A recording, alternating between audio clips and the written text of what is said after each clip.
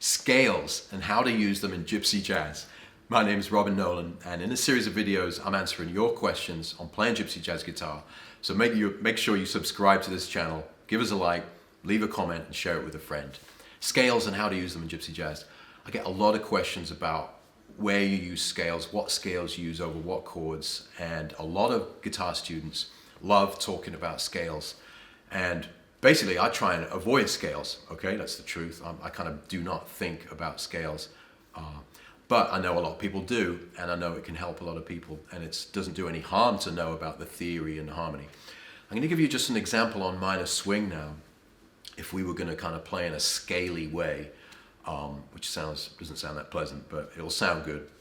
And we're going to use different scales over the different chords in minor swing. So this is really not that complicated, but the magic, what we don't want to do is to sound like we're playing scales, and that's the problem with a lot of guys and girls playing guitar in jazz and gypsy jazz, is that they learn the scale and then they play the scale, and it's the right notes over the chord, but it doesn't sound like music. It doesn't sound that musical. It sounds a little bit technical, and that's what we're trying to avoid, especially in this music. It's all about passion. You know, listen to Django Reinhardt. You don't hear him playing scales. He's not thinking about scales, okay?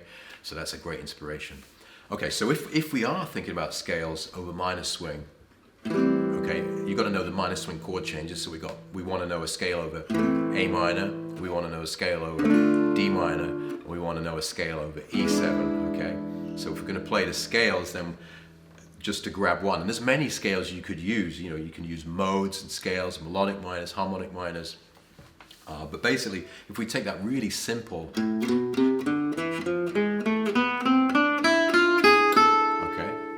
scales, you probably know that scale. It's A minor harmonic scale. In D minor, there's D minor. So what do you play? What scale do you play over E7? Many scales. You can play altered scales, you can play whole tone scales, diminished scales. Let's keep it real simple in this video. Let's play the same scale, the A minor harmonic, over the E7, because it works. So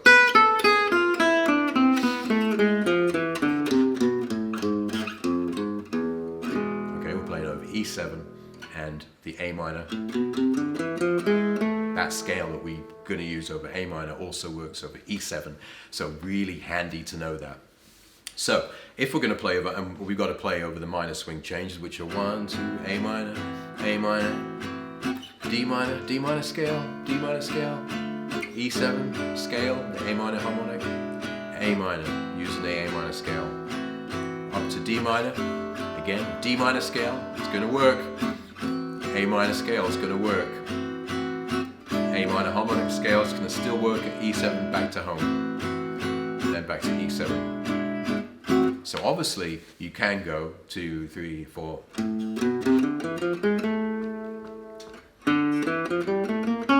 Something like this.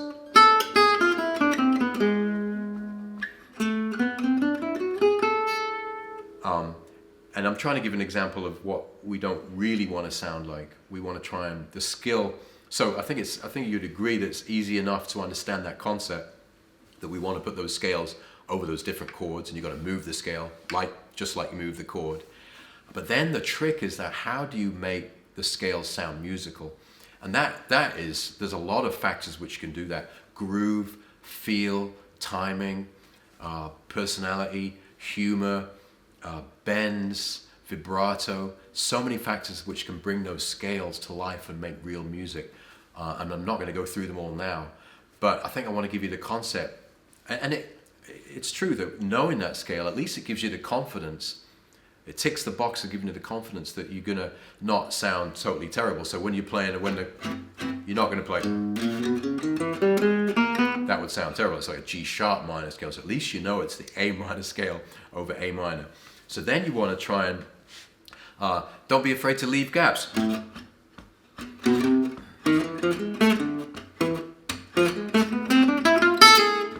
For example, down a D minor.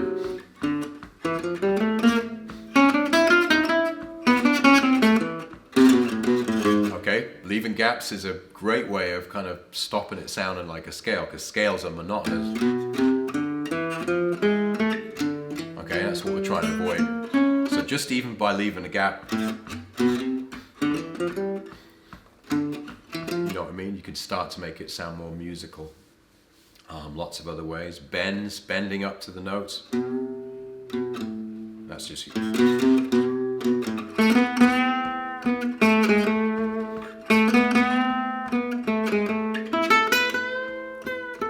Okay, that's going to sound good. Let's see. Here's a good way to look at it. We can try and just let me just improvise using scales. Okay, so you'll recognize the notes I'm using, and I'll try and be a bit more creative in doing it, and then I'll kind of walk you through some of the thoughts I was thinking. So minor swing, remember A minor scale, D minor scale, D minor scale, A minor harmonic scale over to E7, A minor scale, A minor scale, D minor scale, A minor scale. Okay, this is what I'm thinking in this context. E7, A minor harmonic scale. Okay.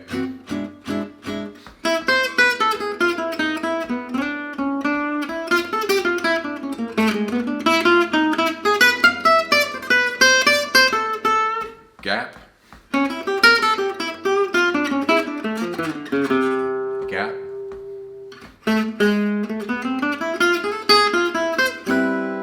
okay, so I'm starting to try and make the scales more musical, leaving gaps.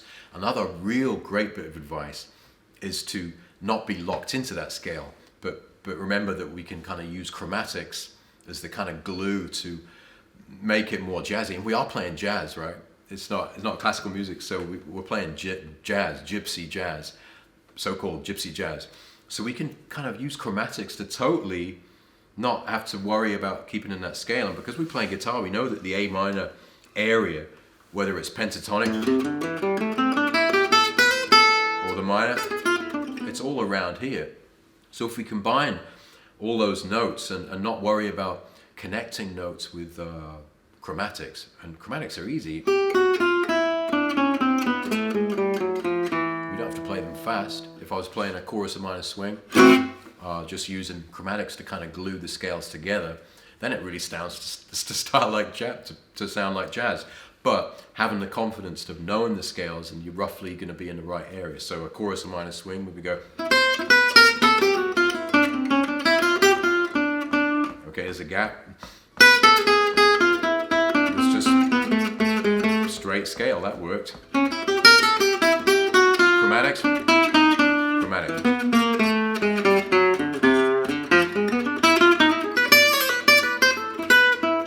Okay, so I was trying to play in a scaly way there and make it a lot more musical. So I think you get the point now, okay? Recap. Scales, they work harmonically. We know that the A minor scale, just like the A minor chord, sounds correct. But if you don't swing the chord, it's not going to sound any good. If you don't swing your solos and make it, you know, heartfelt and meaningful, then no one's going to notice. So that's the trick. And we're going to do that by adding feel, leaving gaps, not being afraid to leave gaps, using chromatics to glue things together, and just putting as much heart in as you can. And practice, practice, practice, okay? So if you've got a backing track to minor swing, or whatever song you're looking at right now, go over it and over it and over it and over it. You know, I've been playing minor swing for years and years now, and I'm always trying to learn new things on it and get more confident, even with that simple progression. So just practice, practice, practice. You can't do it overnight. So, okay, enough. There's some ideas on how to use scales in gypsy jazz, and this goes for every song. Okay, there's a scale you can, if you want to have that confidence of scales, then no problem. Here's a way to do it. Okay, but don't forget to make music out of them. That's it. So if you've got a question, and I think that's going to really help you with your lead playing. Try it next time you play. If you've got a question, then don't be shy. Just fire away. Send me an email at questions@gypsyjazzsecrets.com, or leave the question in a comment below this video. Of course, make sure you subscribe to this channel, give us a like, share the video with a friend, and most importantly, stay inspired. I'll be back for another video really soon.